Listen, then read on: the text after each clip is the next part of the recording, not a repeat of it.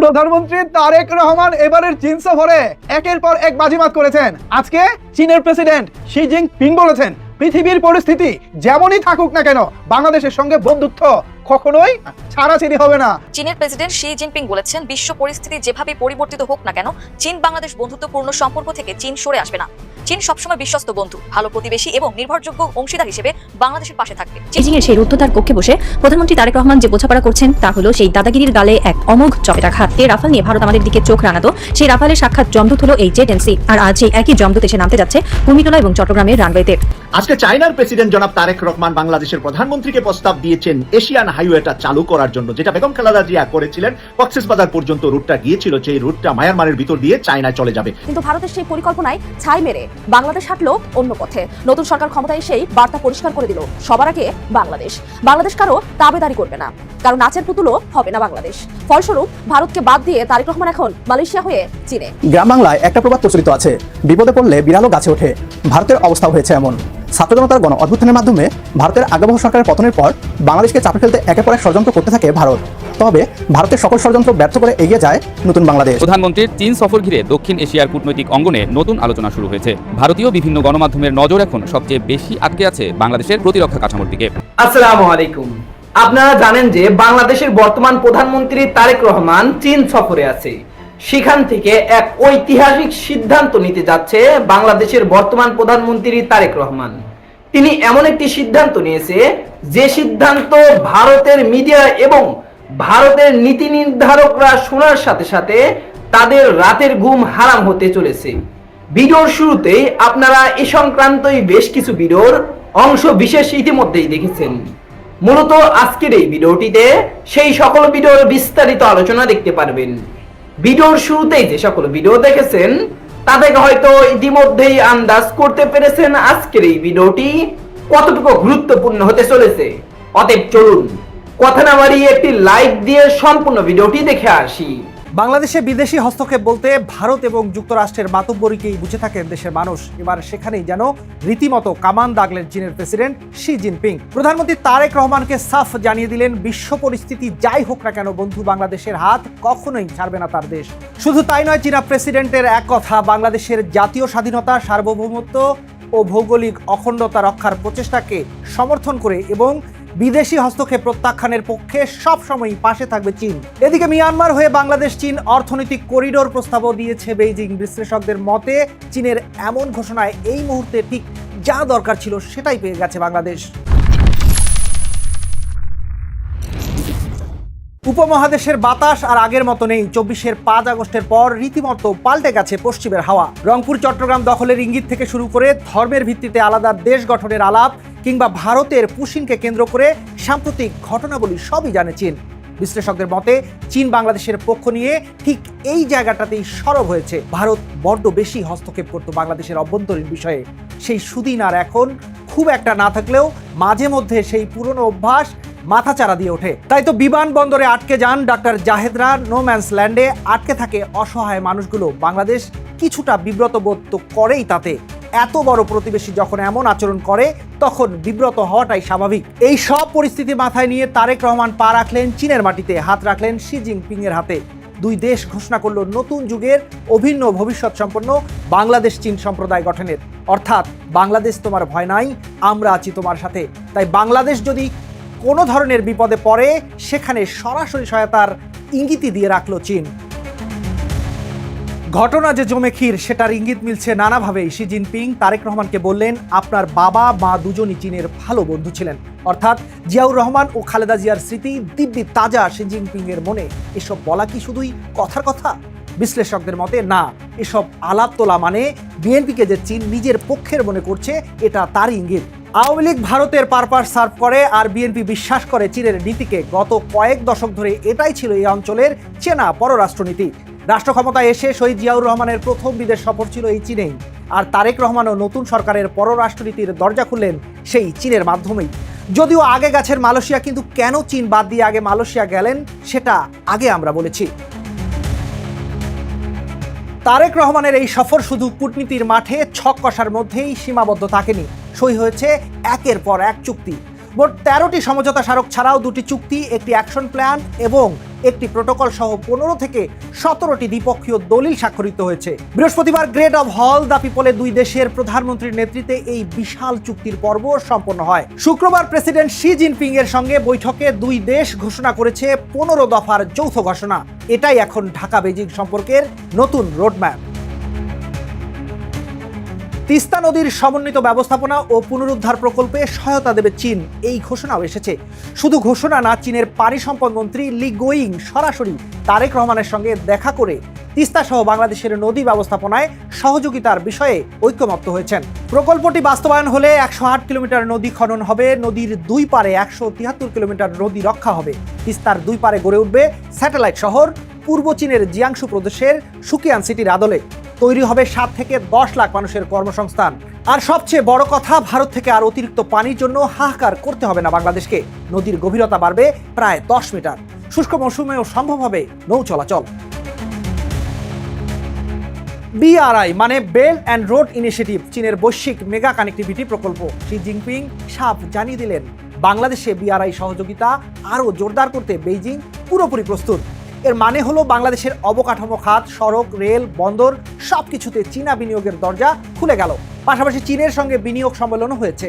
Invest Bangladesh শীর্ষক সম্মেলনে China council for the promotion of international trade ও বিডার যৌথ আয়োজনে বক্তব্য দেন প্রধানমন্ত্রী। China railway construction corporation, China road and bridge corporation সহ বড় বড় চীনা প্রতিষ্ঠান বাংলাদেশে বিনিয়োগের আগ্রহ দেখিয়েছে। বিএনপি এবং চীনের কমিউনিস্ট পার্টির মধ্যে আলাদাভাবে সমঝোতা স্বাক্ষরও সই হয়েছে।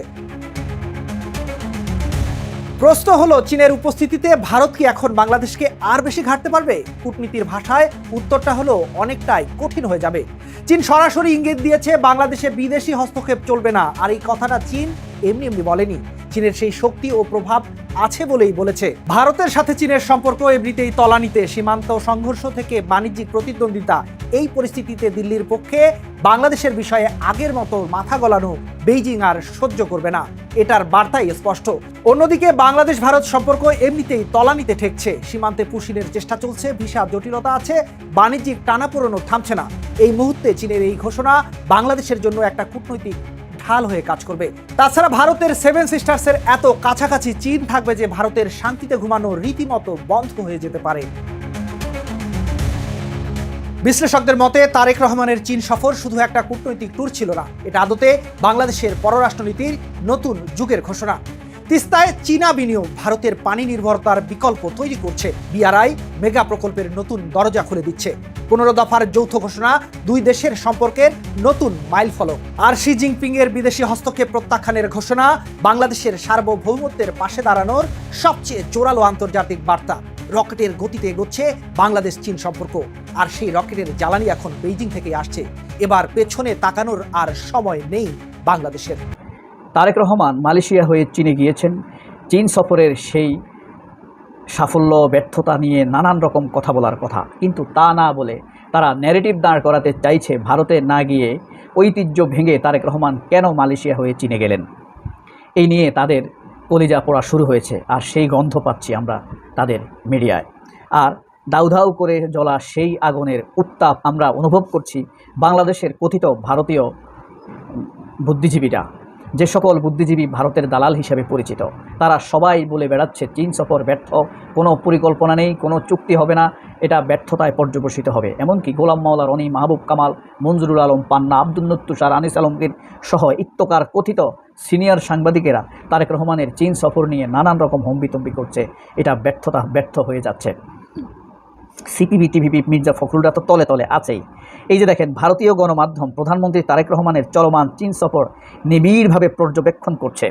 সংবাদের একটি বড় অংশ জুড়ে রয়েছে এই সফরের কূটনৈতিক তৎপরতা, সম্ভাব্য অবকাঠামো চুক্তি, ঢাকা বেজিংয়ের মধ্যে সকল সহযোগিতা কিভাবে ব্যর্থতায় পর্যবসিত হবে।